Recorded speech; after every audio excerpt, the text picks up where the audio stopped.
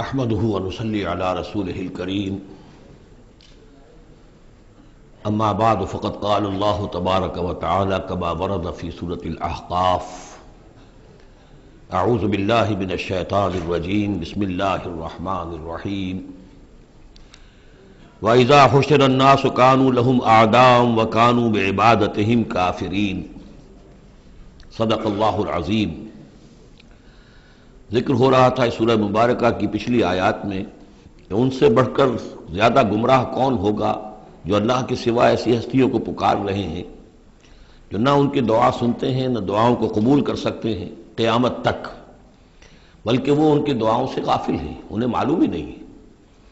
وَإِذَا حُشِرَ النَّاسُ جب لوگوں کو جمع کیا جائے گا كَانُوا لَهُمْ أَعْدَاءً وہ ان کے دشمن بن جائیں گے کہ تم نے ہمیں شرمسار کیا، ہماری شرمندگی کا تم سبب بن گئے، تم نے ہمیں اللہ کا مد مقابل بنا دیا۔ جیسے کہ حضور صلی اللہ علیہ وسلم نے ایک صحابی کو ٹوک دیا، وہ اپنے کسی گفتگو کے انداز میں، اور ظاہر بات ہے کہ ان کی نیت تو وہ نہیں تھی کہ حضور کو اللہ کے برابر کر دیں، لیکن الفاظ ایسے ان کی زبان سے نکلے ما شاء اللہ و ما شئت، جو اللہ چاہے اور آپ چاہیں، اسی پر ٹوک دیا حضور نے اجعلتنی للہ ندًا، کیا تم نے مجھے اللہ کا مد مقابل بنا دیا ہے؟ مشیت صرف اللہ کی ہے۔ تو یہ اولیاء اللہ، یہ فرشتے، یہ پیغمبر، اگر انہیں آپ نے اللہ کے برابر بنا دیا، ان کو پکار رہے ہیں، ان سے دعائیں کر رہے ہیں، تو یہ تو گویا کہ ان کے لیے شرمندگی کی بات ہوگی اللہ کے سامنے، تو وہ دشمن بنیں گے۔ وَإِذَا حُشِرَ النَّاسُ كَانُوا لَهُمْ أَعْدَاءً وَكَانُوا بِعِبَادَتِهِمْ كَافِرِينَ اور وہ تو ان کی عبادت کا انکار کریں گے۔ وَإِذَا تُتْلَىٰ عَلَيْهِمْ آيَاتُنَا بَيِّنَاتٍ اور جب انہیں سنائی جاتی ہیں پڑھ کر ہماری آیات بینات، قَالَ الَّذِينَ كَفَرُوا لِلْحَقِّ لَمَّا جَاءَهُمْ تو یہ کافر کہتے ہیں اس حق کے بارے میں جو ان کے پاس آیا ہے، هَذَا سِحْرٌ مُبِينٌ یہ تو کھلا جادو ہے۔ ام یقولون افتراہ کیا کہ اسے گھڑ لیا ہے، یعنی محمد صلی اللہ علیہ وسلم نے یہ قرآن خود تصنیف کیا ہے۔ قُلْ إِنِ افْتَرَيْتُهُ فَلَا تَمْلِكُونَ لِي مِنَ اللَّهِ شَيْئًا اے نبی ان سے کہہ دیجئے کہ اگر میں نے یہ گھڑ کر اللہ کی طرف منسوب کیا ہوتا تو تم مجھے اللہ کے پکڑ سے کچھ بھی نہیں بچا سکتے۔ یہ مضمون آئے گا آخری پارے میں، لو تقول علینا بعض الاقاویل، بلکہ 29ویں پارے میں لاخذناہ بالیمین ثم لقطعنا منہ الوتین، کہ اگر بالفرض خدا نہ خواستہ اگر محمد صلی اللہ علیہ وسلم کوئی چیز گھڑ کر ہماری طرف منسوب کر دے تو ہم ان کا داہنا ہاتھ پکڑیں گے اور پھر ان کی رگے جان کو کاٹ دیں گے۔ ظاہر بات ہے کہ یہ صرف اس میں جو غصہ ہے وہ ان لوگوں پر ہے جو کہہ رہے تھے۔ هو عالم بما تفیضون فیہ اللہ تعالیٰ خوب جانتا ہے جن چیزوں میں تم لگے ہوئے، جو کچھ تم کہہ رہے ہو، جو تمہارا ظاہری قول ہے اس کو بھی جانتا ہے، اور جو تمہارے دل میں چھپا ہوا اسے بھی جانتا ہے۔ کفا بہ شہیدا بینی و بینکم اور وہ کافی ہے بطور گواہ میرے اور تمہارے مابین، وہ جانتا ہے کہ میں اس کا رسول ہوں، اس نے میرے پاس وحی بھیجی ہے۔ وہو الغفور الرحیم اور وہ بخشنے والا ہے، رحم فرمانے والا۔ قل ما کنت بدعا من الرسل اے نبی ان سے یہ بھی کہیے کہ میں کوئی نیا نویلا رسول تو نہیں ہوں، کوئی پہلا رسول ہوں تو نہیں ہوں میں کہ مجھ سے پہلے کوئی رسول آئے نہ ہوں۔ بہت سے رسول آئے ہیں، ہاں میں آخری رسول ضرور ہوں، لیکن میں کوئی نیا سا رسول تو نہیں ہوں کہ کوئی ایک نئی بات ہو بالکل۔ بدعا اسی سے وہ بدعت کا لفظ بنا ہے ہمارے ہاں، جو چیز دین میں نہیں ہے اور لا کر اس کو آغاز کر دیا جائے تو در حقیقت وہ بدعت ہے۔ تو ما کنت بدعا من الرسول، جیسے کہ ہم سورہ آل عمران میں پڑھ آئے ہیں وما محمد الا رسول قد خلت من قبلہ الرسل۔ اسی طریقہ سے عیسیٰ ابن مریم کے بارے میں آیا ہے علیہ الصلوۃ والسلام کہ عیسیٰ ابن مریم کیا ہے؟ رسول، اور ان سے پہلے بہت سے رسول گزرے ہیں۔ قل ما کنت بدعا من الرسل وما ادری ما یفعل بی ولا بکم اور مجھے کچھ معلوم نہیں ہے کہ کیا کیا جائے گا میرے ساتھ اور کیا کیا جائے گا تمہارے ساتھ۔ یعنی اس سے مراد یہ نہ سمجھیے کہ حضور کو یہ معلوم نہیں تھا کہ آخرت میں میرے ساتھ کیا کیا جائے گا، وَلَلْآخِرَةُ خَيْرٌ وَأَبْقَىٰ حضور کے لیے تو یقیناً آخرت جو بہت بہتر ہے، لیکن یہ کہ ابھی کیا ہونے والا ہے، کل کیا ہونے والا ہے۔ ظاہر بات ہے کہ طائف آپ گئے تھے تو بڑی امیدیں لے کر گئے تھے نا، لیکن یہ کہ وہاں جا کر جو صورتحال ہوئی گویا کہ وہ حضور کی توقعات کے بالکل خلاف تھی۔ آپ کو تو امید تھی کہ کوئی نہ کوئی بڑا جو وہاں کا سرداروں میں سے کوئی نہ کوئی اگر مان لے گا میری بات کو تو میں پھر اپنا، چونکہ مکے میں تو اب ابو طالب کا انتقال ہو گیا اور وہی دنیاوی اعتبار سے میرے لیے پروٹیکشن کا ذریعہ تھے، لہذا اب کوئی اگر بڑا رئیس اور بڑا کوئی سردار جو ہے طائف کا وہ ایمان لے آئے تو میں اپنا یہ مرکز وہاں شفٹ کر دوں، لیکن یہ کہ وہاں وہ بات پوری نہیں ہو سکی۔ تو ما کنت ما ادری ما یفعل بی ولا بکم، مجھے یہ معلوم نہیں ہے کہ کیا کیا جائے گا میرے ساتھ، کیا ہوگا اور کیا ہوگا تمہارے ساتھ. ان اتبع الا ما یوحی الیہ، میں تو بس پیروی کر رہا ہوں اس کی جو میری طرف وحی کی جا رہی ہے. وما انا الا نذیر مبین، اور میں نہیں ہوں مگر کھلا خبردار کر دینے والا، بس میری حیثیت تو یہ ہے. قل ارأیتم ان کان من عند اللہ وکفرتم بہ، اے نبی ان سے کہیے کہ ذرا غور کرو، سوچ لو، اگر ان کان من عند اللہ، جو چیز اللہ کی طرف سے آئی ہے یہ ہے واقعتاً اللہ کی طرف سے، وکفرتم بہ، اور تم نے اس کا کفر کیا، اس کا نتیجہ کیا نکلے گا؟ یعنی یہ کہ تم سوچو، امکان تو ہے نا. تم کہہ رہے ہو کہ میں نے گھڑ لی ہے، چلیے،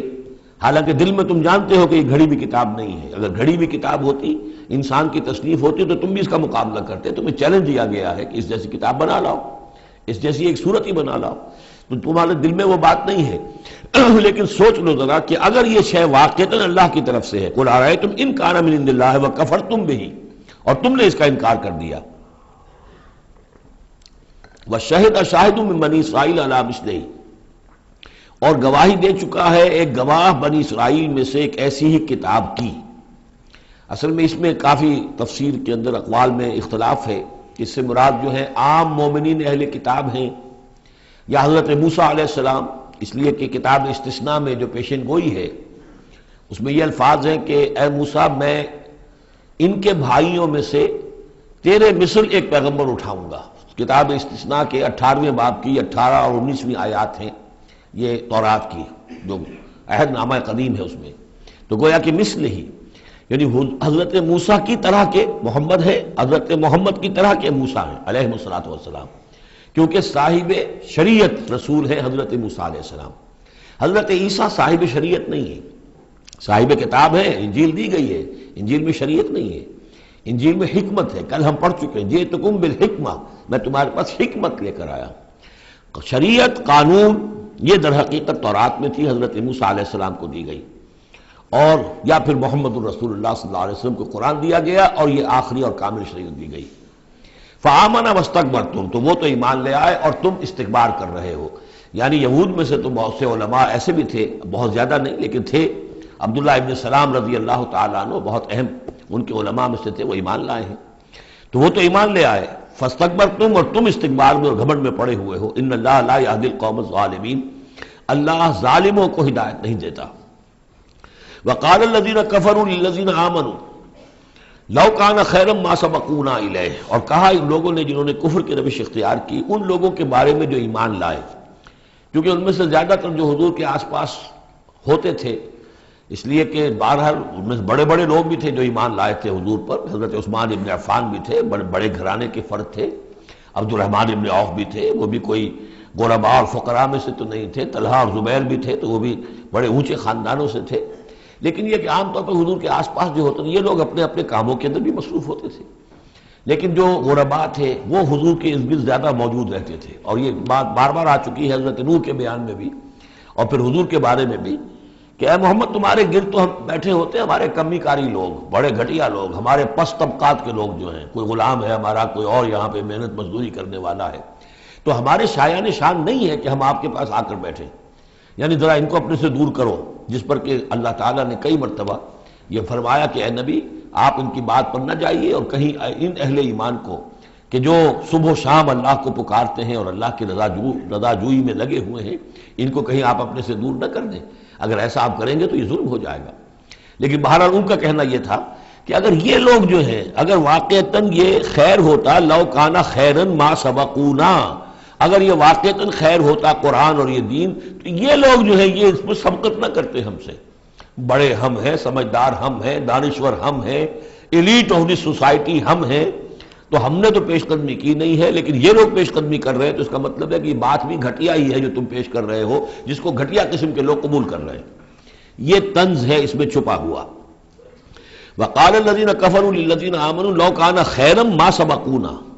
وَإِذْ لَمْ يَهْتَدُوا بِهِ فَسَيَقُولُونَ هَذَا إِفْكٌ قَدِيمٌ، اور جب یہ اس قرآن کے ذریعے سے ہدایت نہیں پا رہے تو کہتے ہیں کہ یہ تو گھڑا ہوا چیز، گھڑی ہوئی چیز ہے، افک ہے، پرانی شے ہے.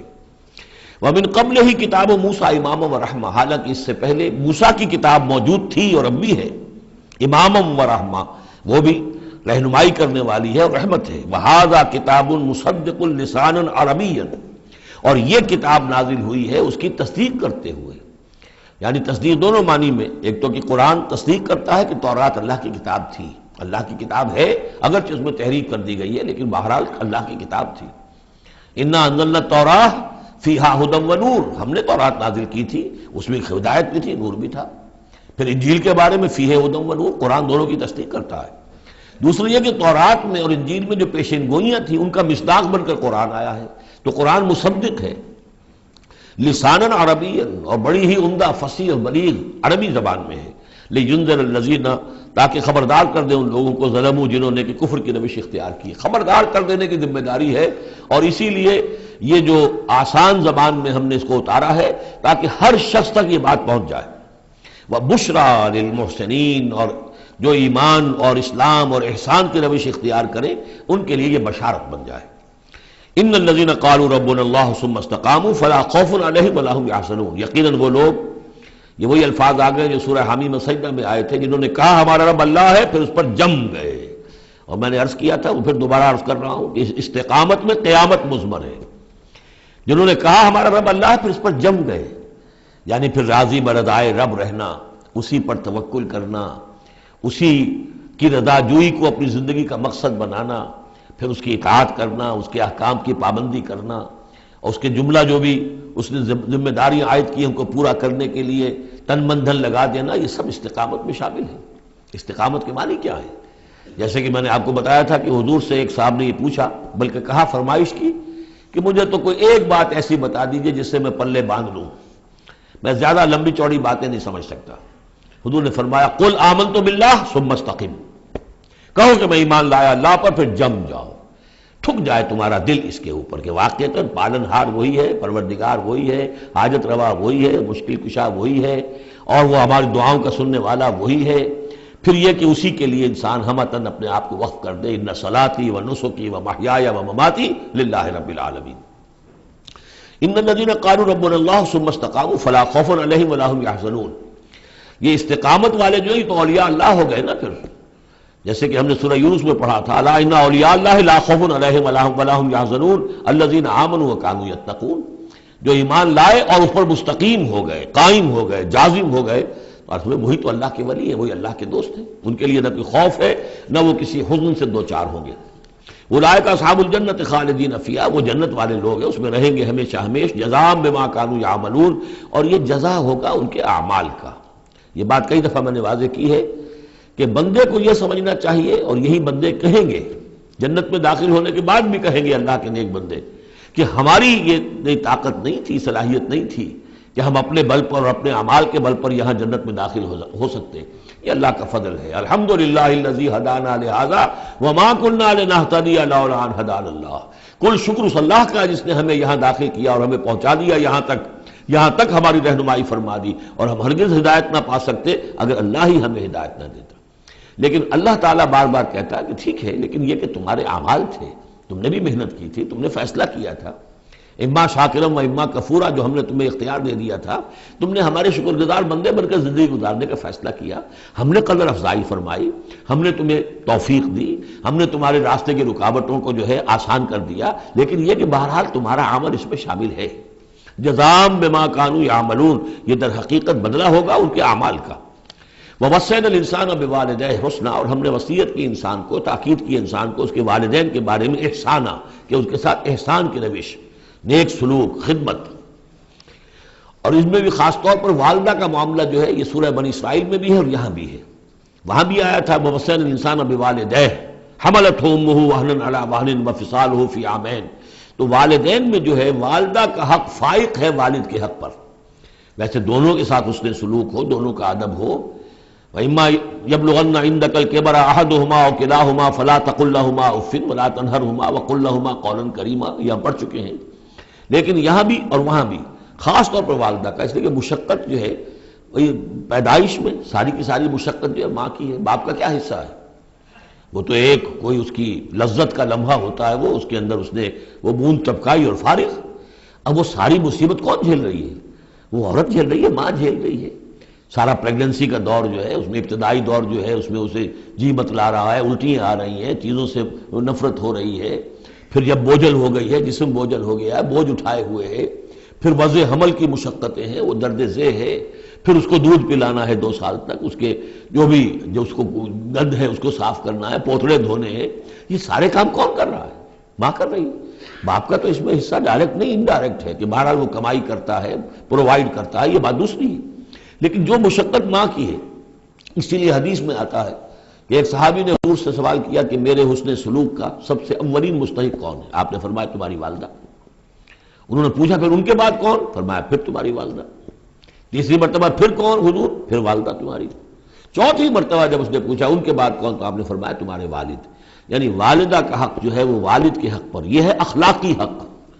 قانونی حق والد کا زیادہ ہے، اگر سیپریشن ہو جائے گی تو اولاد والد کی ہے، قانونی حق اس کا زیادہ ہے، لیکن اخلاقی حق، خدمت کا حق، اور جنت جس کے پاؤں تلے ہے وہ باپ نہیں ماں ہے، جنت جو ہے وہ تو اس کے قدم تلے تحت اقدام الامہات، اس حوالے سے اخلاقی مقام جو ہے وہ عورت کا زیادہ ہے، ماں کا زیادہ ہے۔ فرمایا حملتہ امہ کرہا ووضعتہ کرہا، اس کی ماں نے اسے اٹھائے رکھا اپنے پیٹ میں تکلیف جھیل کر، اور پھر اس کو وضع حمل ہوا، اس کو جنا تکلیف کے ساتھ، وحملہ وفصالہ 30 شہرا، اور اس کا یہ حمل اور پھر دودھ پلانا یہ لگ بھگ جو ہے 30 مہینے ہوتے ہیں۔ حتی اذا بلغ اشدہ، یہاں تک کہ جب وہ اپنی پوری قوت کو پہنچتا ہے، بلوغت کو پہنچتا ہے، اور یہاں سے بلوغت سے مراد جو ہے وہ نفسیاتی بلوغت ہے، ذہنی اور نفسیاتی بلوغت۔ ایک جسمانی بلوغت ہوتی ہے، وہ تو 16 17 18 اس سال کے اندر آدمی جو ہے وہ پورا بالغ ہوتا ہے، لیکن جسمانی بلوغت نہیں، یہاں جو ہے 40 برس کا ذکر آ رہا ہے۔ حتی اذا بلغ اشدہ وبلغ 40 سنۃ، جب وہ 40 برس کا ہو جاتا ہے۔ سائیکولوجیکل میچورٹی جو ہے انسان کی وہ 40 برس کی ہے، یہی وجہ ہے کہ 40 برس ہی کی عمر میں جو بھی نبوت جو ہے وہ ملتی تھی، حضور کو بھی 40 برس کی۔ فلما بلغ 40 سنۃ حبب الیہ الخلاء فکان یخلو بغار حراء، ایک حدیث ہے بڑی پیاری جس کی راویہ ہیں ام المومنین حضرت عائشہ صدیقہ رضی اللہ تعالیٰ عنہ، جس میں فرمایا انہوں نے کہ حضور نے مجھے بتایا کہ جب میری عمر 40 برس کے قریب ہوئی تو مجھے خلوت گزینی محبوب ہو گئی، تنہائی میں بیٹھ کر، اور پھر آپ جا کر کئی دن کئی راتیں جو ہے غار حرا میں آپ تنہا رہتے تھے، خلوت گزینی، پھر وہیں پر وہی کا آغاز ہوا ہے۔ تو 40 برس کی عمر، اگرچہ استثناءات ہیں، حضرت یحییٰ کے بارے میں ہم پڑھ چکے ہیں سورہ مریم میں، آتیناہ الحکم صبیہ، بچپن ہی میں اللہ نے انہیں حکمت عطا فرما دی، اور ان کو جو بھی وہ میچورٹی ہے اللہ نے بہت ابتدائی عمر میں عطا فرما دی۔ حضرت عیسیٰ کا معاملہ بھی ایسا ہی ہے، لیکن عام قاعدہ و قانون وہی ہے 40 برس کا۔ حتی اذا بلغ اشدہ وبلغ 40 سنۃ قال رب اوزعنی ان اشکر نعمتک التی انعمت علی وعلی والدی، تو وہ کہتا ہے کہ میرے پروردگار مجھے اس کی میری قسمت یہ بنا دے، یہ میرا نصیب فرما دے، مجھے اس کی توفیق دے کہ میں شکر ادا کر سکوں تیرے انعامات کا جو مجھ پر ہوئے اور میرے والدین پر ہوئے، وان اعمل صالحا ترضاہ، اور یہ کہ میں ایسے عمل کروں اچھے جو تجھے پسند آئیں، جنہیں تو پسند کرے، واصلح لی فی ذریتی، اور پھر یہ کہ میرے لیے میری اولاد کے لیے بھی، اولاد میں بھی میرے لیے بہتری پیدا کر دے۔ ایک تو یہ ہوتا ہے کہ اصلح لی ذریتی، میری اولاد کو اصلاح کر دے، انہیں صالح بنا دے، لیکن یہاں پہ انداز جو ہے ذرا دیکھیے، اصلح لی فی ذریتی، اس لیے کہ اولاد صالح ہوگی تو اس کا فائدہ مجھے بھی پہنچے گا، اس لیے کہ اگر اولاد جو ہے وہ صالح ہے اور نیک ہے تو اس سے یقیناً انسان جو ہے وہ دعائیں کریں گے، استغفار کریں گے،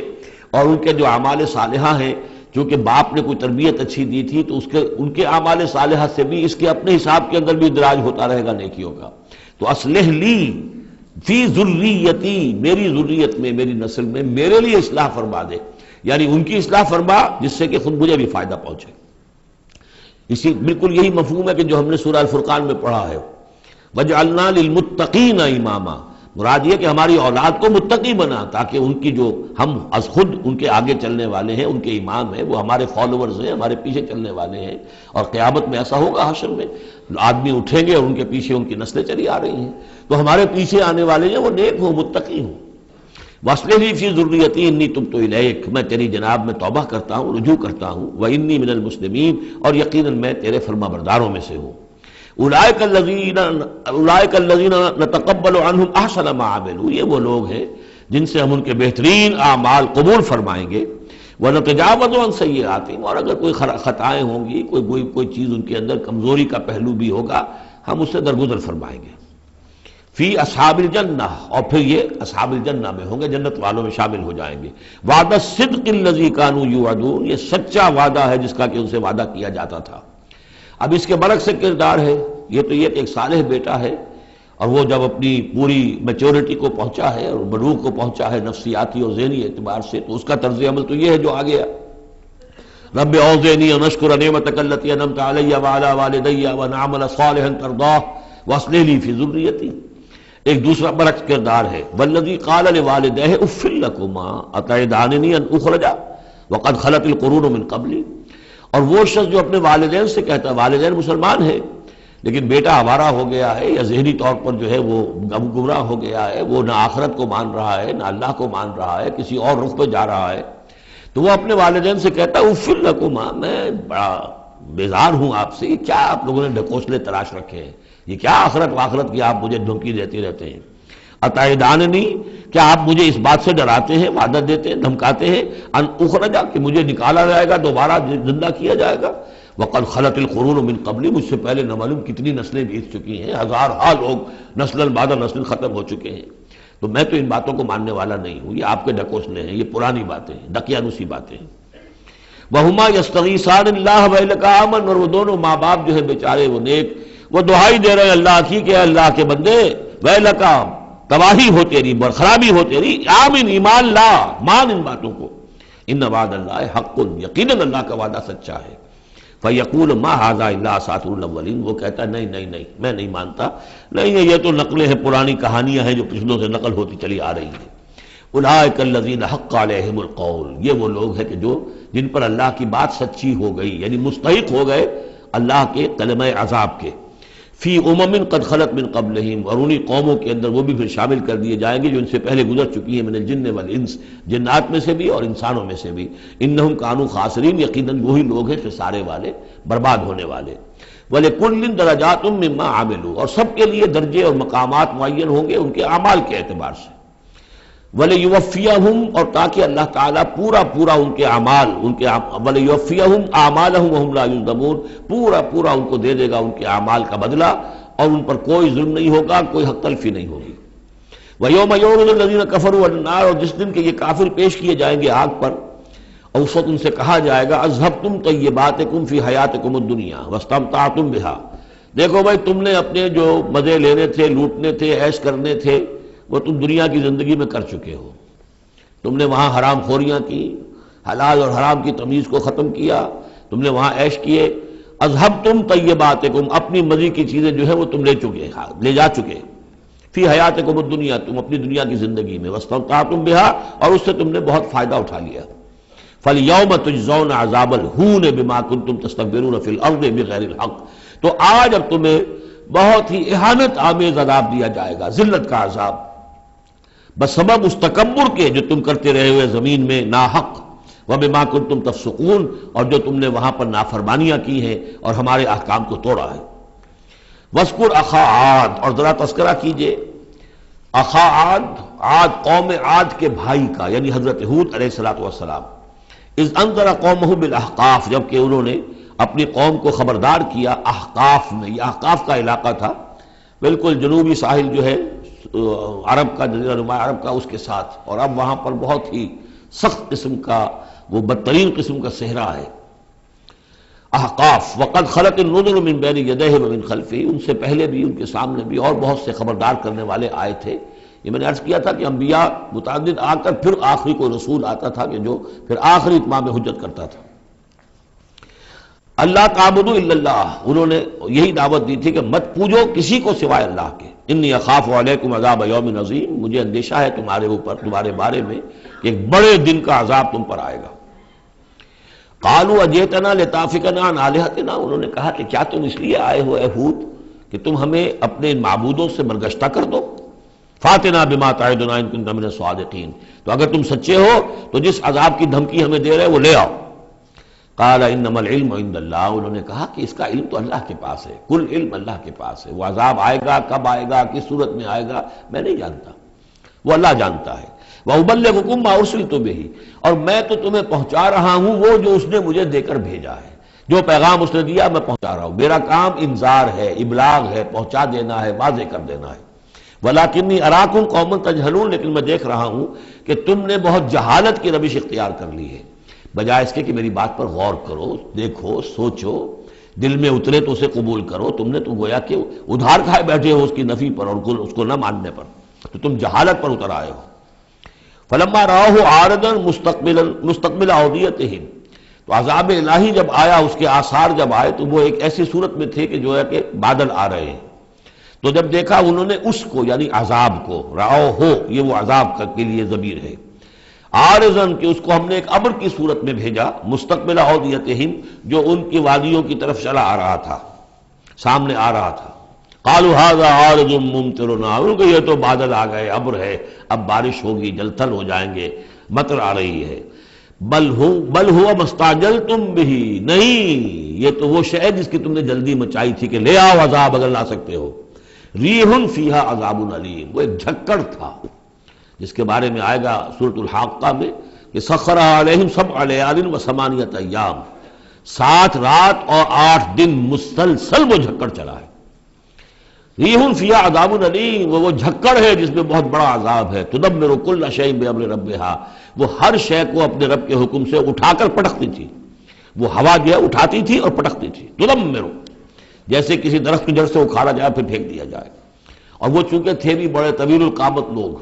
تو بڑے بڑے ستونوں کی طرح پھر پڑے تھے، کاجاد النخل خاویہ، جیسے کہ وہ کھجوروں کے تنے پڑے ہوئے ہوں زمین کے اوپر۔ تدبر کل شیء بامر ربھا فاصبحوا لا یری الا مساکنہم، پھر وہ ایسے ہو گئے کہ اب کچھ نظر نہیں آ رہا تھا سوائے ان کے مسکنوں کے، ان کے گھر نظر آ رہے ہیں، ان کی حویلیاں، ان کی بلڈنگیں، لیکن وہاں اس میں بسنے والا اب کوئی نظر نہیں آ رہا۔ کذالک نجزی القوم المجرمین، اسی طرح ہم بدلہ دیا کرتے ہیں مجرموں کی قوم کو۔ وَلَقَدْ مَكَّنَّاهُمْ فِي مَا إِن مَّكَّنَّاكُمْ فِيهِ، اب یہاں قریش سے، مکے والوں سے خطاب ہو رہا ہے، ان کو ہم نے جو تمکن عطا کیا تھا زمین میں، جو مال و اسباب دیا تھا، جو طاقت دی تھی، فِي مَا إِن مَّكَّنَّاكُمْ فِيهِ، اس میں اتنا تمکن تمہیں ہم نے نہیں دیا، اتنی طاقت تمہارے پاس نہیں ہے۔ ان کی تہذیب، جیسا کہ میں عرض کر چکا ہوں، وہ شداد کا جو شہر تھا، اب اس کے جو ہے باقیات وہ نظر آ چکے ہیں سیٹلائٹس کے ذریعے سے کہ زمین کے نیچے جو ہے بہت گہرے وہ موجود ہیں، جو ان کے اوپر عذاب آیا اور اس کے اوپر، لیکن وہ دبے ہوئے موجود ہیں۔ اس کے بڑے بڑے جو ہے ستون جو بنائے تھے انہوں نے، غالباً 30 بڑے بڑے ان کی فصیل کے ساتھ جو ہے پلرز ہیں جن کو گن لیا گیا ہے، اب وہ موجود ہیں۔ یہ ساری نشانیاں اب ایک ایک کر کے ظاہر ہوں گی۔ وَلَقَدْ مَكَّنَّاهُمْ فِي مَا إِن مَّكَّنَّاكُمْ فِيهِ، ہم نے وہ چیزیں انہیں دی تھی کہ جو اے قریش تمہیں نہیں دی، ہم نے ان کو، تمہیں وہ تمکن نہیں دیا۔ وَجَعَلْنَا لَهُمْ سَمْعًا وَأَبْصَارًا وَأَفْئِدَةً، ہم نے ان کے لیے بھی، ہم نے انہیں سماعت کان بھی دیے تھے، وَأَبْصَارًا آنکھیں بھی دی تھی، افئدہ بھی دیے تھے، دل اور عقل بھی دی تھی۔ فَمَا أَغْنَىٰ عَنْهُمْ سَمْعُهُمْ وَلَا أَبْصَارُهُمْ وَلَا أَفْئِدَتُهُمْ مِنْ شَيْءٍ، تو کچھ کام نہیں آئے ان کے، نہ تو ان کی سماعت، ان کی بصارت، نہ ان کے دل یا عقلیں، میں کسی شے میں انہیں نہیں بچا سکے۔ اذ کانوا یجحدون بآیات اللہ، جبکہ وہ انکار کرتے رہے اللہ کی آیات کا۔ وحاق بہم ما کانوا بہ یستہزئون، اور ان کو گھیر لیا اور ان پر الٹ پڑی وہی چیزیں جن کا کہ وہ مذاق اڑایا کرتے تھے۔ وَلَقَدْ أَهْلَكْنَا مَا حَوْلَكُم مِّنَ الْقُرَىٰ، اور ہم نے تو ہلاک کیا ہے بہت سی بستیوں کو جو تمہارے ہی ارد گرد آباد تھیں۔ میں وہ نقشہ بنا کے بھی آپ کو دکھا چکا ہوں کہ یہ تمام جو احقاف، یہ گویا کہ مکے کے جنوب مشرق میں تھے، سمود کا علاقہ جو ہے مکے کے شمال میں تھا، اسی شمال کے رخ پر جو ہے پھر وہ مدین کا علاقہ، اور پھر یہ کہ ادھر ڈیڈ سی کے ساتھ ساحل پر، اس کے بھی اب حال ہی میں خبر آئی ہے کہ اس کے بھی جو کھنڈرات وغیرہ ہیں وہ بحرۂ ڈیڈ سی جو ہے، بحرۂ مردار، اس کے اندر پانی کے نیچے وہ موجود ہیں، ابھی ان کی تلاش ہو گئی ہے، وہ نکل آئے ہیں، مطلب یہ کہ ان معلوم ہو گئے ہیں، انکشاف ہو گیا ہے۔ تو فرمایا وَلَقَدْ أَهْلَكْنَا مَا حَوْلَكُم مِّنَ الْقُرَىٰ، ہم نے بہت سی بستیوں کو، شہروں کو ہلاک کیا جو تمہارے ارد گرد ہی تھی۔ وَصَرَّفْنَا الْآيَاتِ لَعَلَّهُمْ يَرْجِعُونَ، اور اسی طرح ہم نے پھیر پھیر کر ان کو یہ آیات اپنی سنائی ہے تاکہ وہ رجوع کریں، پلٹیں، لوٹیں۔ فَلَوْلَا نَصَرَهُمُ الَّذِينَ اتَّخَذُوا مِن دُونِ اللَّهِ قُرْبَانًا آلِهَةً، تو کیوں نہ مدد کی ان ہستیوں نے جنہیں انہوں نے اللہ کے سوا سمجھا تھا کہ یہ معبود ہیں جو اللہ کی طرف، ہم اللہ سے ہمیں قریب کر دیں گے، ہمیں تقرب اللہ کا ہمارا ضرورت، ہمیں جو ہے وہ درجے حاصل کر دیں گے، اس کا ذریعہ بن جائیں گے۔ بل ضلوا عنہم، جب وہ عذاب کا وقت آیا وہ سب گم ہو گئے، ہوا ہو گئے، خواب تھا، جو کچھ کو دیکھا، جو سنا افسانہ تھا۔ وذالک افکہم، یہ تو اصل میں ان کی من گھڑت باتیں تھیں، ان میں حقیقت تو تھی ہی نہیں۔ وما کانوا یفترون، اور جو کچھ بھی افطرا وہ کر رہے تھے وہ تھا۔ وَإِذْ صَرَفْنَا، اب وہ واقعہ آ رہا ہے جس کا میں نے آج شروع میں تذکرہ کیا تھا، اور حضور صلی اللہ علیہ وسلم، اور یہ واقعہ جو ہے جبکہ حضور گئے تھے طائف، اور طائف سے جب واپس آ رہے تھے تو آپ نے نخلہ، ایک مقام ہے وادی نخلہ، اس میں چند دن قیام کیا مکے جانے سے پہلے، اور چونکہ دل گرفتہ تو بہت تھی جب آپ طائف سے واپس آئے ہیں، طائف میں جو کچھ بیتی تھی وہ آپ کو معلوم ہے۔ بہرحال وہاں آپ فجر کے وقت ایک روز نماز فجر کی پڑھ رہے تھے، اور قرآن مجید پڑھ رہے تھے، اس میں قرآن الفجر ہم پڑھ آئے ہیں، فجر کی نماز میں طویل قرات ہوتی ہے، تو ایک امام ایک مقتدی، امام تھے حضور صلی اللہ علیہ وسلم، مقتدی تھے حضرت زید بن حارثہ، آپ کے منہ بولے بیٹے، آپ کے آزاد شدہ غلام۔ اس وقت یہ ہے کہ وہاں سے گزر ہوا کچھ جنوں کی ایک جماعت کا، اور وہ ٹھہر گئے، ٹھٹک کر کھڑے ہوئے، اور وہ سنتے رہے، قرآن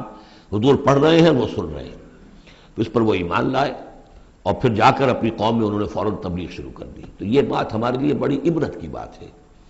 کہ جنات کی ایک جماعت نے ایک ہی دفعہ قرآن سنا، ایمان بھی لے آئے، اور فوراً مبلغ بن گئے اس کے۔ لیکن ہم جو ہے سنتے ہیں، اور ایک کان سے سن کر دوسرے کان سے نکال دیتے ہیں، ہماری زندگیوں میں کوئی تبدیلی نہیں آتی۔ تو بڑا قابل غور ہے یہ مقام قرآن مجید کا۔ وَإِذْ صَرَفْنَا إِلَيْكَ نَفَرًا مِنَ الْجِنِّ، اور جب کہ ہم نے آپ کی طرف متوجہ کر دیا اے نبی جنوں کی ایک جماعت کو، یستمعون القرآن، کہ وہ قرآن سننے لگے، فلما حضروہ، جب وہاں وہ پہنچے، قالوا انصتوا، انہوں نے کہا چپ ہو جاؤ، خاموش رہو، سنو، توجہ سے سنو۔ اب دیکھیے جو بات قرآن مجید میں آئی ہے، وَإِذَا قُرِئَ الْقُرْآنُ فَاسْتَمِعُوا لَهُ وَأَنصِتُوا، معلوم ہوتا ہے کہ یہ وہ ان جنات میں سے تھے کہ جو طبعاً نیک تھے، شریف تھے، اس اعتبار سے ان کے اندر وہ جو مادہ تھا وہ موجود تھا، بلکہ آگے چل کر معلوم ہوگا کہ وہ حضرت موسیٰ علیہ السلام کے ماننے والے تھے، ان پر گویا کہ وہ اہل کتاب جنات تھے۔ تو انہوں نے جب سنا تو بڑی توجہ کے ساتھ جو ہے وہ سننے لگے، اور کہا خاموش ہو جاؤ، سنو توجہ سے۔ فلما قضیا، تو جب وہ آپ کی قرات ختم ہو گئی، وَلَّوْا إِلَىٰ قَوْمِهِمْ مُنذِرِينَ، تو فوراً اپنی قوم کی طرف پلٹے انہیں خبردار کرنے کے لیے۔ اور کیا کہا انہوں نے؟ قالوا یا قومنا انا سمعنا کتابا انزل من بعد موسیٰ، معلوم ہوا موسیٰ کے ماننے والے تھے۔ اے ہماری قوم کے لوگوں، ہم نے سنا ہے، ہم نے کتاب سنی ہے جو نازل ہوئی ہے اب موسیٰ کے بعد۔ کتاب جو نازل ہوئی ہے موسیٰ کے بعد وہ قرآن ہی ہے، اگرچہ ہم مانن کہہ دیتے ہیں عرفاً، وہ انجیل کو بھی کتاب، لیکن کتاب کا لفظ میں نے بارہا آپ کو بتایا ہے کہ شریعت کے لیے آتا ہے، کتاب قوانین کے لیے آتا ہے، کتب علیکم کتب علیکم کتب علیکم، نماز بھی ہے کتابا موقوتا، عدت کے لیے آیا حتیٰ یبلغ الکتاب اجلہ، تو شریعت کے احکام کے لیے جو ہے وہ اصل میں یہ لفظ خاص ہے۔ تو تورات چونکہ شریعت کی حامل تھی، اور قرآن پھر شریعت دوسری جو آئی ہے موسیٰ کی شریعت کے بعد وہ شریعت محمدی ہے صلی اللہ علیہ وسلم، ورنہ ظاہر بات ہے کہ ان کے علم میں ہوگا کہ حضرت عیسیٰ بھی آئے اور وہ ایک کتاب تو لائے، لیکن یہ کہ اس میں شریعت نہیں۔ قالوا یا قومنا انا سمعنا کتابا انزل من بعد موسیٰ مصدقا لما بین یدیہ، اور یہ تصدیق کرتے ہوئے آئی ہے اس کی جو اس کے سامنے موجود ہے، یعنی تورات، یہدی الی الحق، اور یہ رہنمائی کر رہی ہے حق کی طرف، وإلی طریق مستقیم، اور ایسے راستے کی طرف جو بالکل سیدھا ہے، صراط مستقیم، صراط بھی راستہ، طریق بھی راستہ، سبیل بھی راستہ، سوا سبیل سیدھا راستہ،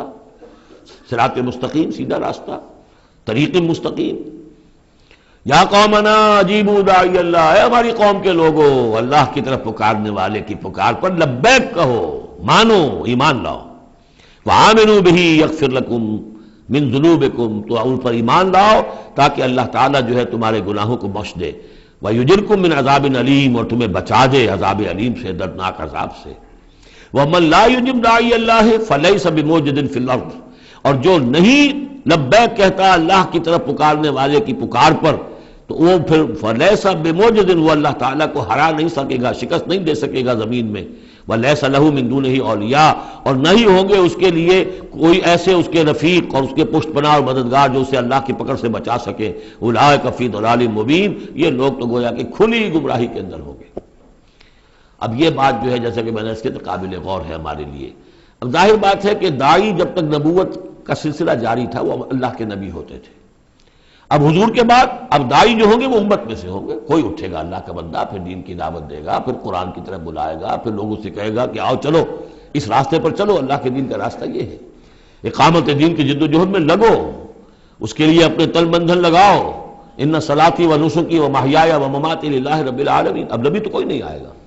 سوائے ان کے جو دجال ہیں، جھوٹے نبی ہیں جنہوں نے دعوے کیے ہیں، وہ تو چھوڑ دیے ان کو، لیکن نبی نہیں آنے والا، نبوت کا دروازہ بند ہو چکا، لیکن دعوت اللہ کا دروازہ بند نہیں ہوا ہے، اس کا سلسلہ بند نہیں ہوا، بلکہ اب تو اس امت کے ذمے بحیثیت مجموعی کو ذمہ داری لگا دی گئی۔ وَكَذَلِكَ جَعَلْنَاكُمْ أُمَّةً وَسَطًا لِتَكُونُوا شُهَدَاءَ عَلَى النَّاسِ وَيَكُونَ الرَّسُولُ عَلَيْكُمْ شَهِيدًا، تمہارے ذمے ہے۔ كُنتُمْ خَيْرَ أُمَّةٍ أُخْرِجَتْ لِلنَّاسِ تَأْمُرُونَ بِالْمَعْرُوفِ وَتَنْهَوْنَ عَنِ الْمُنكَرِ وَتُؤْمِنُونَ بِاللَّهِ اولم يروا ان اللہ الذي خلق السماوات والارض ولم يعي بخلقهن، کیا انہوں نے دیکھا نہیں، غور نہیں کیا، وہ اللہ جس نے آسمانوں اور زمین کی تخلیق فرمائی اور وہ تھکا نہیں، ہارا نہیں اس سے، ان کی تخلیق سے، یعنی جیسے کہ سورہ قاف میں ہم پڑھیں گے افعینا بالخلق الاول، کیا ہم عاجز آ گئے ایک دفعہ بنانے کے بعد، ہماری ساری جو بھی کریٹو ایکٹیویٹی تھی اور کریٹو پوٹینشیل ہمارا ختم ہو گیا، ایگزاسٹ ہو گیا، ہم دوبارہ نہیں بنا سکتے تمہیں۔ تو لم یا بخلقہن، وہ عاجز نہیں آ گیا ان کی تخلیق سے، اب اس کی جو خلاقی کی قوت ہے وہ ختم نہیں ہو گئی ہے۔ بقادر علی ان یحیی الموتى، تو کیا وہ قادر نہیں ہوگا اس پر کہ مردوں کو زندہ کر دے؟ بلا، کیوں نہیں، انہ علی کل شیء قدیر، یقیناً وہ ہر چیز پر قادر ہے۔ ویوم یعرض الذین کفروا علی النار، اور جس روز کے پیش کیے جائیں گے یہ کافر آگ پر، الیس ھذا بالحق، اس وقت سوال کیا جائے گا یہ ہے حق، یہ حقیقت ہے یا نہیں؟ تم ڈھکوسلا کہتے تھے، تم کہتے تھے کہ ایسی ہمیں دھونس دی جا رہی ہے، کوئی جہنم وغیرہ نہیں، کوئی حساب کتاب نہیں، کوئی جزا و سزا نہیں، کوئی باعث بعد الموت نہیں، الیس ھذا بالحق، کیا یہ حقیقت نہیں ہے؟ قالوا بلا وربنا، وہ کہیں گے کیوں نہیں، ہمارے پروردگار تیری قسم یہ حق ہے۔ قال فذوقوا العذاب بما کنتم تکفرون، تو اللہ فرمائے گا اب چکھو اس عذاب کا مزہ اپنے اس کفر کی پاداش میں جو تم کرتے رہے ہو، فاصبر۔ اب آخری بات حضور سے، فاصبر کما صبر اولو العزم من الرسل، اے محمد صلی اللہ علیہ وسلم آپ بھی صبر کیجئے جیسے کہ ہمارے اولو العزم رسول آپ سے پہلے صبر کرتے رہے۔ یہ اولو العزم من الرسل عام طور پر خیال ہے کہ 5 ہیں، بعض حضرات 7 شمار کرتے ہیں، حضرت ہود حضرت صالح کو بھی شامل کرتے ہیں،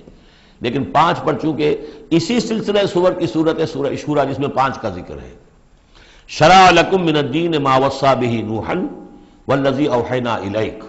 وما وصینا به ابراہیم وموسیٰ وعیسیٰ، حضرت نوح، حضرت ابراہیم، حضرت موسیٰ، حضرت عیسیٰ اور حضرت محمد صلی اللہ علیہ وسلم علیہ الصلوۃ والسلام، یہ اولو العزم من الرسل ہیں۔ اور اس میں جو یوں سمجھیے کہ عزم اور صبر کا معاملہ جو ہے اس میں حضرت ایک اعتبار سے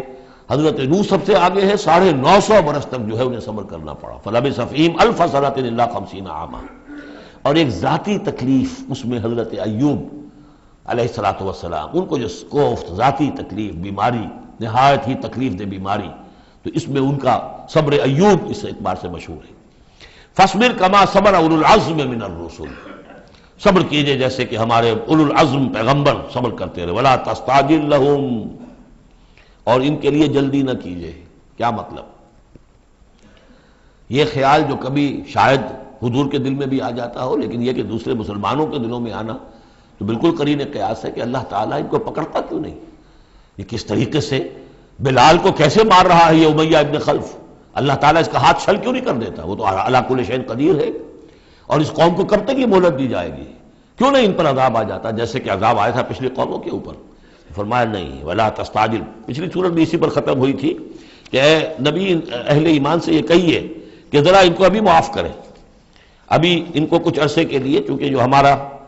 ابھی فیصلہ جو ہے وہ یہ ہے کہ ابھی وہ وقت عذاب کا نہیں آیا ہے، تو ابھی یہ ذرا درگزر کرتے رہیں۔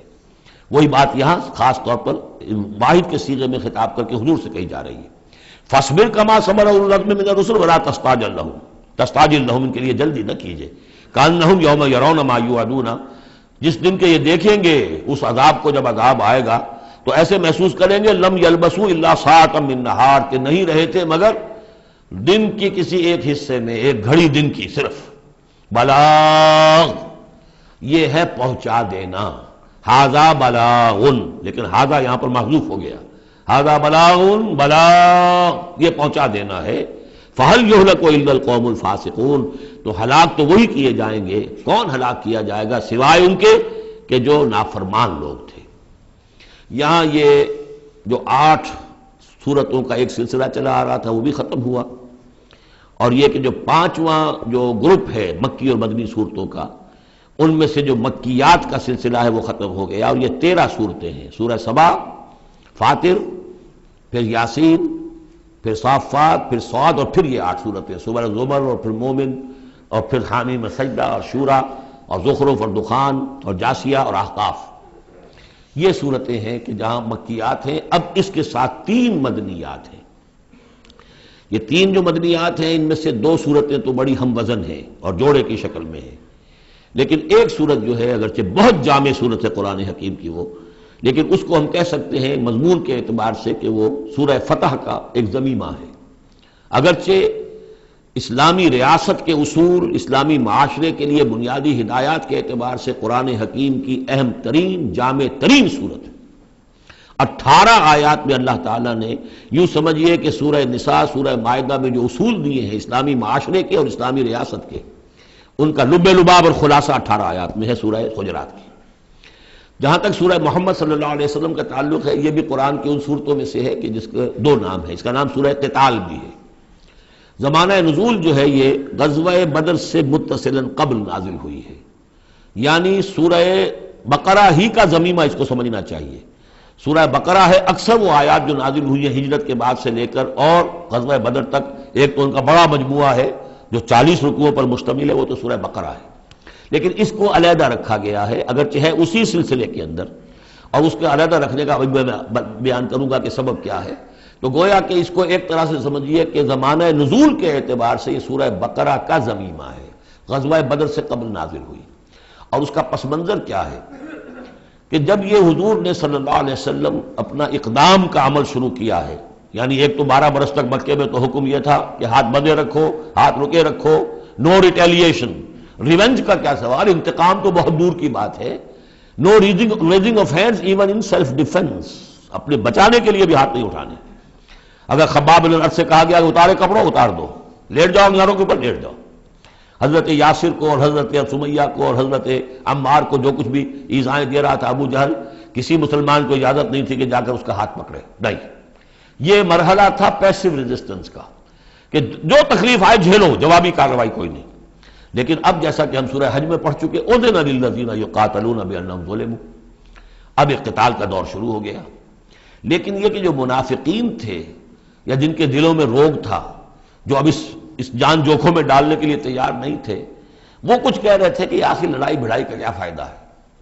یہ تو کوئی صلح سے کام کرنا چاہیے۔ یا کوئی یہ بھی کہتا ہوگا کہ گڑ دے کر مارا جا سکتا ہو تو زہر کائے کو دینا ہے، ہم اپنی دعوت و تبلیغ کے کام کو بس جاری رکھیں۔ اور یہ تو محمد نے، معاذ اللہ میں ان کی بات نقل کر رہا ہوں، یہ محمد نے خود جو ہے مہم جوئی شروع کر دی ہے کہ انہوں نے جو ہے ان کو چھیڑ چھاڑ شروع کر دی، ان کے قافلوں کا تعاقب شروع کر دیا، ان کی جو ہے وہ گویا کہ لائف لائن کے اوپر ہاتھ ڈال دیا۔ تو یہ جو حقیقت اقدام تو کر رہے ہیں یہ خود، اور اس سے گویا کہ لڑائی بھڑائی کا سلسلہ شروع ہو جائے گا۔ تو ان کے دلوں میں تو تھا روگ نفاق کا کہ وہ چاہتے نہیں تھے کہ ہمارے ایمان کا یہ امتحان ہو جائے کہ ہم سے کہا جائے کہ نکلو اللہ کی راہ میں جان ہتھیلی پر رکھ کر، لیکن وہ جو اس کی آڑ لے رہے تھے وہ کہہ رہے تھے کہ یہ لڑائی بھڑائی اور یہ جو ہے فساد، بلکہ صلح جوئی کے ساتھ معاملہ کرو۔ اور نوٹ کر لیجیے سورہ بقرہ کے دوسرے رکوع میں آیا تھا وَإِذَا قِيلَ لَهُمْ لَا تُفْسِدُوا فِي الْأَرْضِ قَالُوا إِنَّمَا نَحْنُ مُصْلِحُونَ أَلَا إِنَّهُمْ هُمُ الْمُفْسِدُونَ وَلَٰكِن لَا يَشْعُرُونَ۔ تو گویا کہ اس جو بھی ہو رہی تھی اس وقت، ان کی جو ذہن کی کیفیت تھی، اس میں اللہ تعالیٰ کی طرف سے یہ سورہ مبارکہ نازل ہوئی ہے، اور یہ اسلوب کے اعتبار سے پورے قرآن میں منفرد ہے۔ بالکل ابرپٹلی شروع ہو رہی ہے، کوئی تمہید نہیں، کوئی حروف مقطعات نہیں، کوئی اللہ کی حمد، کوئی اور شے، کچھ نہیں، قرآن مجید کی عظمت کچھ نہیں، بلکہ الذین، اس سے جملہ شروع ہو رہا ہے جو عام طور پر جملے کے شروع کے لیے عام اسلوب نہیں ہے۔ پھر یہ کہ وہ جو اسلوب ہوتا ہے آیات کے آخر میں اللہ تعالیٰ کے اسماء اور اللہ کی صفات کا، انہو عزیز الحکیم، وہ تو بڑا غفور ہے، رحیم ہے، اس طرح کی کوئی شے آپ کو یہاں نہیں ملے گی۔ اسلوب بالکل مختلف ہے، ہر آیت ابرپٹ شروع ہو رہی ہے، سورت بھی ابرپٹلی شروع ہوئی ہے اور ابرپٹلی ختم ہو جائے گی۔ اسی طریقے سے ہر آیت جو ہے شروع ہوتی ہے اور ابرپٹلی ختم ہو جاتی ہے، بغیر کسی اختتامی اللہ کے اسماء اور صفات کے حوالے کے۔ باقی اس میں اور سورہ جو اگلی صورت ہے سورہ فتح، اس میں کیا ترتیب ہے وہ یہ ہے کہ حضور کی انقلابی جد و جہد کا جو آخری مرحلہ تھا، یعنی قتال، آرم کانفلکٹ، اس سے متصلاً قبل یہ سورہ محمد نازل ہو رہی ہے، اور اس کا جو اختتام ہو رہا تھا اور اللہ تعالیٰ کی طرف سے جو فتح آئی ہے اس کی تمہید ہے سورہ حدیبیہ، انا فتحنا لک فتحا مبینا۔ تو گویا کہ یہ دونوں اینڈ ہیں اس کے، جو آخری مرحلہ تھا انقلاب محمدی صلی اللہ علیہ وسلم کی جد و جہد کا، اس میں جو عام کانفلکٹ شروع ہو رہا ہے غزوہ بدر سے، اس سے قبل یہ صورت نازل ہوئی، اور جب آخری فتح ہونے والی ہے اور وہ فتح مکہ کی ہوگی، لیکن اس سے قبل جو اللہ نے تمہیدی فتح دی ہے وہ فتح ہے انا فتحنا لک فتحا مبینا، وہ صلح حدیبیہ جس کا ذکر جو ہے وہ سورہ فتح کے اندر ہے۔ یہ ربط ہے ان میں۔ بسم اللہ الرحمن الرحیم۔ الذین کفروا وصدوا عن سبیل اللہ اضل اعمالہم، جن لوگوں نے کفر کیا اور اللہ کے راستے سے روکا اور خود بھی رکے، صدا یا سدو میں عرض کر چکا ہوں بار بار، رکنا بھی روکنا بھی، یہ فعل لازم بھی ہے، فعل متعدی بھی ہے۔ جنہوں نے کفر کیا خود بھی رکے اور دوسروں کو بھی روکا اللہ کے راستے سے، اللہ نے ان کی ساری جد و جہد کو ضائع کر دیا، اضل اعمالہم، ان کی ساری کوشش جو تھی اللہ کے دین کے راستے کو روکنے کی، حضور کی دعوت کو کے راستے کو روکنے کی، سب جا چکی، ضائع ہو چکی، اکارت ہو چکی۔ اور اب یہ قافلہ جو ہے دعوت محمدی کا صلی اللہ علیہ وسلم اور انقلاب نبوی کا، یہ اپنے منزل کی طرف بڑھے گا، وہ آخری درجے میں اب شامل ہونے والا ہے۔ والذین آمنوا وعملوا الصالحات وآمنوا بما نزل علی محمد وهو الحق من ربهم کفر عنہم سیئاتہم واصلح بالہم، اور اس کے برعکس جو لوگ ایمان لائے، جنہوں نے نیک عمل کیے اور جو ایمان لائے اس شے پر جو نازل کی گئی ہے محمد پر صلی اللہ علیہ وسلم، وهو الحق، اور وہ حق ہے، من ربهم، ان کے رب کی طرف سے، کفر عنہم سیئاتہم، اللہ نے دور کر دیے، معاف کر دیے ان سے ان کی خطائیں، ان کی غلطیاں،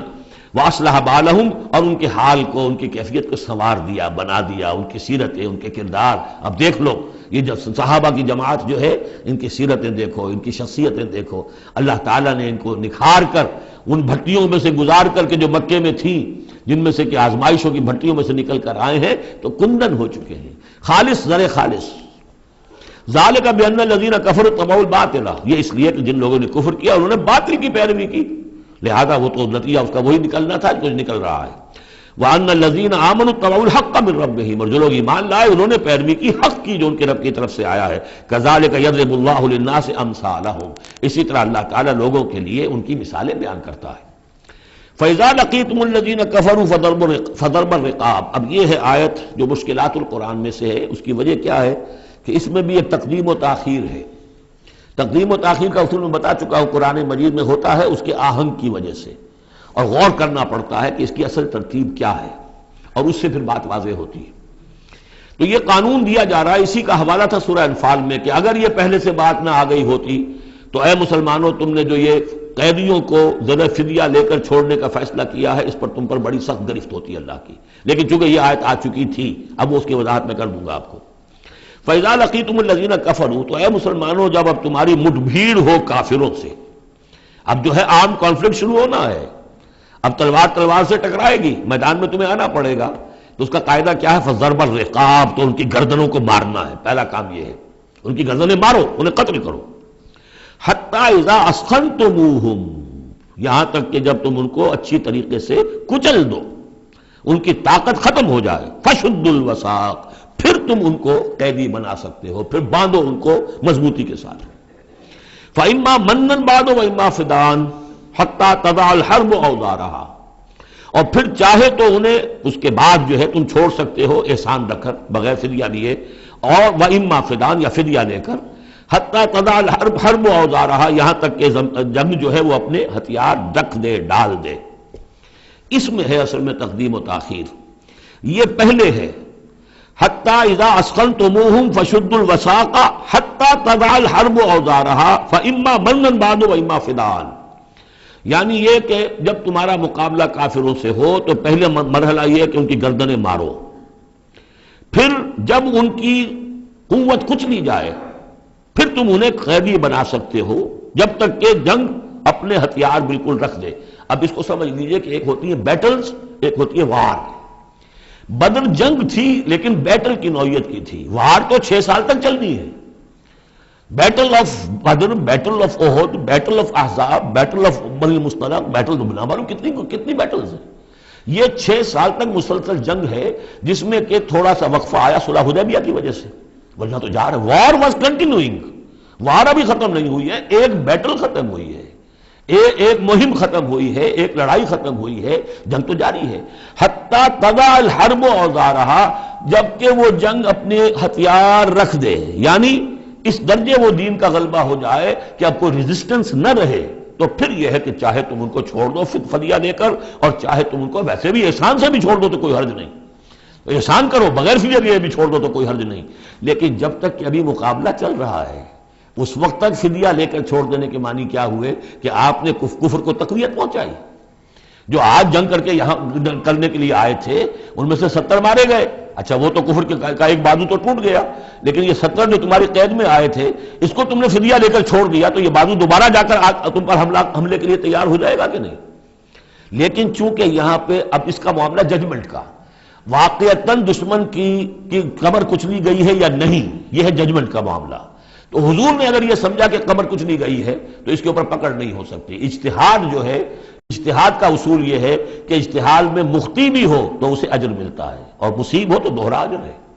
چونکہ حضور کے اجتہاد پر یہ تھا تو آپ کو اگر چھوڑ دیا گیا تو اما منن بعد و اما فدان، جب یہ آلٹرنیٹو اس کے اندر موجود ہے اس آیت کے اندر کہ اس کے بعد پھر چاہو تو تم بغیر کوئی فدیہ لیے ہوئے احسان دھر کر چھوڑ دو، اور چاہے فدیہ لے کر چھوڑ دو. تو حضور نے اس کو استعمال کیا ہے، اگرچہ اللہ تعالیٰ کے نزدیک ابھی وہ کچھ بھی نہیں گئی تھی کفر کی طاقت، لہذا یہ قبل از وقت ہے جو اجتہاد ہو گیا ہے. اسی لیے کہا کہ اگر یہ آیت نازل نہ ہو چکی ہوتی پہلے تو جو کچھ تم نے کیا ہے اللہ تعالیٰ اس پر تمہاری پکڑ سخت کرتا. میرا خیال ہے میں وہ آیت بھی آپ کو سنائی دوں، اس لیے کہ یہ بہت مشکل مقامات میں سے ہے، بڑی مشکل سے لوگوں کی سمجھ میں آتی ہے. یہ دیکھیے، یہ آیت نمبر 67 سے سنا رہا ہوں. ما کان لنبی ان یکون لہ اسرا حتی یسخن فی الارض، وہی لفظ جو یہاں آیا ہے حتی اذا اسخنتموہم حتی یسخن فی الارض. کسی نبی کے لیے یہ روا نہیں ہے کہ وہ کوئی قیدی بنا لے جب تک کہ زمین میں پوری طریقے سے خونریزی نہ ہو جائے اور کفر کو کچل نہ دیا جائے. تریدون عرض الدنیا، تم دنیا کا ساز و سامان چاہتے ہو کہ یہ فدیہ دیں گے رقم آئے گی. واللہ یرید الآخرہ، اللہ کے نگاہوں کے سامنے آخرت ہے. اللہ عزیز الحکیم، اللہ عزیز اور حکیم ہے. لولا کتاب من اللہ سبقا، اگر یہ اللہ کی طرف سے وہ کتاب پہلے آنا چکی ہوتی، حکم، اب یہ کتاب کے معنی پھر وہی حکم ہے یہاں پر، اللہ کی طرف سے پہلے یہ آیت جو ہے جو اس حکم پر مبنی ہے وہ نازل نہ ہو چکی ہوتی، لمسکم فیما اخذتم عذاب عظیم، تو جو کچھ تم نے لیا ہے اس پر تمہارے اوپر بڑی سخت گرفت ہوتی ہے اللہ کی طرف سے. لیکن چونکہ وہ تھی فَكُلُوا مِمَّا غَنِمْتُمْ حَلَالًا طَيِّبًا، تو جو بھی اب تمہیں غنیمت ملی ہے اسے کھاؤ حلال، اس کو حلال اور طیب سمجھتے. یہ ہے اس آیت کا مطلب. جب تمہارا مقابلہ ہو دشمنوں سے تو گردنیں مارنا ہے پہلا کام. پھر جب پوری طرح کچل لو، طاقت کچھ نہیں گئی کفر کی، تو پھر قیدی بھی بناؤ. فَشُدُّ الْوَثَاقَ حَتَّى تَضَعَ الْحَرْبُ أَوْزَارَهَا، جب جنگ بالکل ختم ہو جائے اور گویا کہ وہ ہتھیار ڈال دیے، جنگ نے ڈگ ڈال دیے، اب کوئی طاقت نہیں رہی کفر میں، پھر تم چاہو تو ان کو فدیہ لے کر چھوڑ دو، چاہو تو بغیر فدیہ کے بھی چھوڑ دو، کوئی بات نہیں، اب کوئی خطرہ نہیں. اس لیے کہ انقلاب آ چکا اور مستحکم ہو چکا، اب ان کے کیے کچھ نہیں ہوگا. حتی تضع الحرب اوزارها ذلک ولو یشاء اللہ لانتصر منہم، اللہ چاہتا تو خود ہی ان سے بدلہ لے لیتا، ان کفار سے انتقام لے لیتا. ولکن لیبلو بعضکم ببعض، اللہ تعالیٰ چاہتا تو اس 1000 کے لشکر کو آنے واحد میں ختم کر دیتا. لیکن اللہ نے تمہیں موقع دیا، تمہاری آزمائش کی، تمہارے صبر کا امتحان لیا. لیکن اللہ تعالیٰ امتحان لیتا ہے، جانچتا ہے بعض کو بعض کے ذریعے سے. وہ 1000 کے لشکر کے ذریعے سے ان 313 کے استقامت کی، ایمان اور استقامت جو ہے اس کی آزمائش ہو گئی. والذین قتلوا فی سبیل اللہ فلن یضل اعمالہم، اور جو لوگ اللہ کی راہ میں قتل ہو گئے تو اللہ تعالیٰ ان کے اعمال کو ضائع کرنے والا نہیں ہے، ان کے سارے اعمال کا بھرپور اجر انہیں مل جائے گا. سیہدیہم ویصلح بالہم، اللہ تعالیٰ ان کو راہ دے گا، پہنچا دے گا، جنت تک پہنچا دے گا، اور ان کے جو معاملہ ہوگا وہاں پہ ان کے احوال بہت اعلیٰ ہوں گے، بہت عمدہ ہوں گے. وَيُدْخِلُهُمُ الْجَنَّةَ عَرَّفَهَا لَهُمْ، اور داخل کرے گا انہیں اس باغات میں جو پہلے ہی انہیں پہچنوا دی ہے، بتا دیا ہے کہ اس جنت میں کیا کچھ ہوگا، وہ تو ہم بتا چکے ہیں قرآن کے اندر، اس جنت میں داخل کرے گا. یا ایھا الذین آمنوا ان تنصروا اللہ ینصرکم ویثبت اقدامکم، اہل ایمان اگر تم اللہ کی مدد کرو گے تو اللہ تمہاری مدد کرے گا اور تمہارے قدموں کو جما دے گا. یہ بہت اہم قانون ہے اللہ کا. تم اللہ کی مدد کرو گے تو اللہ مدد کرے گا. تم اللہ کے دشمنوں سے پینگے بڑھاؤ، دوستیاں کرو، ان کی وفاداریوں کے دم بھرو، انہیں اپنا سرپرست سمجھو، انہیں اپنا حمایتی اور مددگار سمجھو، اور ساتھ ہی دعا کرو تو دعائے قنوت نازلہ چاہے سال بھر کرتے رہو گے، اللہ نہیں سنے گا تمہاری دعا. ڈھاکہ گیا، مشرقی پاکستان گیا، بدترین شکست آ گئی، قنوت نازلہ مکے میں بھی اور مدینے میں بھی پڑھے جا رہے تھے اور پورے پاکستان میں پڑھے جا رہے تھے. اللہ نے نہیں سنی. تمہاری دوستیاں کس سے؟ اللہ سے تو ہے نہیں. اللہ کے خلاف تو اعلان جنگ ہے. تمہاری ساری معیشت سود پر چل رہی ہے. تم نے اللہ کے باغیوں کو دوست بنایا ہوا، انہیں اپنا سرپرست سمجھتے ہو، انہی کی مدد پر تمہارا جو ہے سارا سہارا بھروسہ ہے. آ رہا تھا کوئی جہاز چل کر امریکہ کا، وہ تو نہیں آیا. تو اللہ کیوں سنے گا تمہاری بات؟ ان تنصروا اللہ ینصرکم ویثبت اقدامکم. اگر تم اللہ کی مدد کرو گے، تم اس کے اگر مخلص ہو، فرما بردار ہو، اس کے دین کا جھنڈا لے کر کھڑے ہو گئے ہو، تن من دھن اس کے لیے لگانے کو تیار ہو، اللہ مدد کرے گا اور تمہارے قدم جما دے گا. والذین کفروا فتعسا لهم. اور وہ لوگ جنہوں نے کفر کیا ہے ان کے لیے تو پھر ہے ان کو گویا کہ رد کر دینا، راندہ درگاہ کر دیے جائیں گے، وہ کھائیں ٹھوکریں. وعد اللہ اعمالہم. اللہ نے ان کے تمام اعمال کو، جد و جہد کو، کوششوں کو بالکل گمراہ کر دیا، یعنی ختم ہو گئی وہ، اور ان کا حاصل کچھ نہ ہوا. ذالک بانہم کرہوا ما انزل اللہ فاحبط اعمالہم. اس کی وجہ کیا ہے کہ انہوں نے وہ چیز ناپسند کی جو اللہ نے نازل کی. فاحبط اعمالہم، اللہ نے ان کے تمام نیک اعمال بھی ضائع کر دیے. یعنی آخر ان میں ایسے بھی تھے کفار میں سے جو غریبوں کو کھانا کھلا دیتے تھے، جو حاجیوں کی خدمت کرتے تھے اور سمجھتے تھے بڑی نیکی کا کام ہم کر رہے ہیں. یہ سورہ توبہ میں ہم پڑھ آئے ہیں، اجعلتم سقایۃ الحاج وعمارۃ المسجد الحرام. ان چیزوں کو تم نے بہت بڑی نیکیاں سمجھ رکھا ہے. لیکن یہ کہ اگر تم نے اللہ کے نازل کیے ہوئے قرآن کو ناپسند کیا ہے تو اللہ نے تمہاری ساری اعمال جو ہے حبط کر دیے.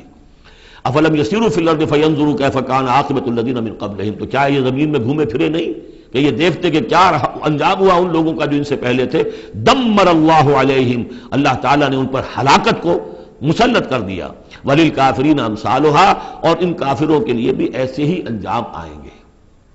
ذالک بان اللہ مولا الذین آمنوا وان الکافرین لا مولا لہم. اور یہ اس لیے کہ اللہ تو مولا ہے، رفیق ہے، پشت پناہ ہے، مددگار ہے اہل ایمان کا، اور یہ کہ کافروں کا کوئی مولا ہے ہی نہیں. یہ اصل میں یہیں سے حضور نے پھر وہ نعرہ اخذ کیا تھا جب غزوہ احد میں، جب وقتی طور پر مسلمانوں کی شکست ہو گئی اور حضور بھی اور صحابہ بھی پھر پہاڑ کے اوپر چڑھ گئے احد پر، اور اس کے بعد پھر جو دامن میں کھڑے ہوئے تھے جو کفار کے اس وقت کے سربراہ تھے، اس میں ابو سفیان تھے اور خالد بن ولید جو بعد میں دونوں ایمان لے آئے صحابہ میں سے ہیں. تو اس وقت یہ ہے کہ ابو سفیان نے نعرہ لگایا تھا لنا عزا ولا عزا لکم. ہمارے لیے عزا جیسی دیوی ہے، اس نے ہماری مدد کی ہے، تمہارے لیے تو عزا ہے ہی نہیں. تو حضور نے کہا تھا مسلمانوں سے جواب دو اللہ مولانا ولا مولا لکم. اللہ ہمارا مولا ہے، تمہارا کوئی مولا نہیں. اس نے کہا تھا اعلی حبل، لیکن یہ کہ اس کے جواب میں کہا گیا اللہ اکبر، اللہ سب سے اعلیٰ بھی ہے، بڑا بھی ہے. تو یہ جو نعرہ ہے کہ اللہ مولانا ولا مولا لکم ذالک بان اللہ مولا الذین آمنوا وان الکافرین لا مولا لہم. ان اللہ یدخل الذین آمنوا وعملوا الصالحات جنات تجری من تحتها الانہار. یقیناً اللہ تعالیٰ داخل کرے گا ان لوگوں کو جو ایمان لائے اور جن نے نیک عمل کیے ان باغات میں جن کے دامن میں ندیاں بہتی ہوں گی. والذین کفروا یتمتعون ویاکلون کما تاکل الانعام. اور وہ لوگ جو کفر کر رہے ہیں وہ کھا پی رہے ہیں، عیش اڑا رہے ہیں دنیا میں، کھا رہے ہیں جیسے کہ حیوانات بھی کھاتے ہیں. والنار مثوی لکم. لیکن یہ کہ بالآخر ان کا ٹھکانہ جو ہے وہ آگ ہے. وَكَأَيٍّ مِّن قَرْيَةٍ هِيَ أَشَدُّ قُوَّةً مِّن قَرْيَتِكَ الَّتِي أَخْرَجَتْكَ. اور اے نبی کتنی ہی بستیاں ایسی گزری ہیں کہ جو اس بستی سے کہیں زیادہ قوت میں تھیں جس نے آپ کو نکلنے پر مجبور کیا ہے. مکے سے بڑے بڑے شہر تھے، اس سے بڑی اس کی جو ہے قوتیں تھیں، بڑی طاقتور قومیں وہاں رہتی تھیں. تو یہ جو بستی جس نے کہ آپ کو وہاں سے نکلنے پر مجبور کیا ہے اس سے کہیں زیادہ بڑی جو بستیاں تھیں انہیں ہم نے ہلاک کیا. اہلکناہم فلا ناصر لہم. ان کو ہم نے ہلاک کر دیا اور ان کا کوئی مددگار نہ ہوا. افمن کان علی بینۃ من ربہ کمن زین لہ سوء عملہ. تو بھلا وہ شخص جو اپنے رب کی طرف سے بینہ پر ہے، اس کی سرشت اور اس کی فطرت نیک ہے، اور پھر یہ کہ اس کو اللہ تعالیٰ نے جو ہدایت دی ہے وہ اس پر قائم ہے. کمن زین لہ سوء عملہ. کیا وہ اس جیسا ہو جائے گا کہ جس کے اعمال اس کے لیے مزین کر دیے گئے ہیں، برے اعمال اس کے، لیکن اسے محسوس ہوتا ہے کہ بڑے شاندار میرے اعمال ہیں، میری تہذیب طریقتکم المثلی، تمہارا کلچر بہت اعلیٰ کلچر، مثالی کلچر، واتبعوا اہواءہم، اور انہوں نے پیروی کی ہے اپنی خواہشات کی۔ ان دونوں میں ظاہر بات ہے کوئی مساوات نہیں ہو سکتی۔ وہ جو اللہ کی طرف سے بینہ پر ہے وہ کامیاب ہونے والے ہیں، اور یہ لوگ جو اپنی خواہشات کی پیروی کر رہے ہیں ناکام ہونے والے ہیں۔ بارک اللہ لی ولکم فی القرآن العظیم ونفعنی وإیاکم بالآیات والذکر الحکیم۔